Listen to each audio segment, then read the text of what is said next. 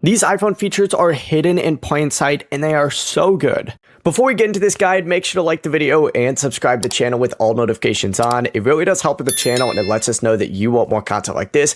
We'd greatly appreciate it. And if at any point throughout this guide you did have any questions, just ask them down in the comment section below and we could help you out further. I'm going to be doing my best to reply to every single comment down there. First, in messages, if you press and hold the spacebar while typing, this will allow you to move your cursor back and forth. It's pretty awesome. Second, in messages, if you turn your iPhone sideways and then tap the handwriting icon, you can write a message by hand, which is awesome as well. Third, in the Files app, and I bet you didn't know you could do this, you could go ahead and select the little file option and then scan documents, and you could scan documents from here as well. Fourth, what you can do is add ambient music to Control Center by swiping down from the top right, go ahead and holding down and tapping add a control. And then from here, search for your controls and search ambient music right here. Open this up and you can put sleep, chill, productivity, or well-being on here. Pretty cool. Then you could just select it and it'll start playing it.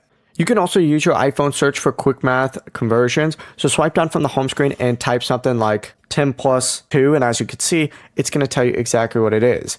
Also, while we're on calculations, go ahead and open up the calculator app and you can tap the history icon up in the top left. And it's going to show you all of your history in terms of calculations that you've done, so you can reuse those past calculations. It's super helpful if you need to go back during the same day. And you can also share your Wi-Fi with a QR code. If you go to your passwords app and then tap Wi-Fi, you can show a network QR code, and this is from a previous place I used to stay. It's that simple.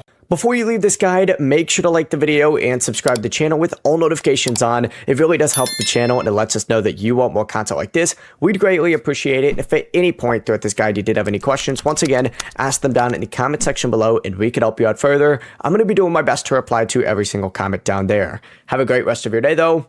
Peace.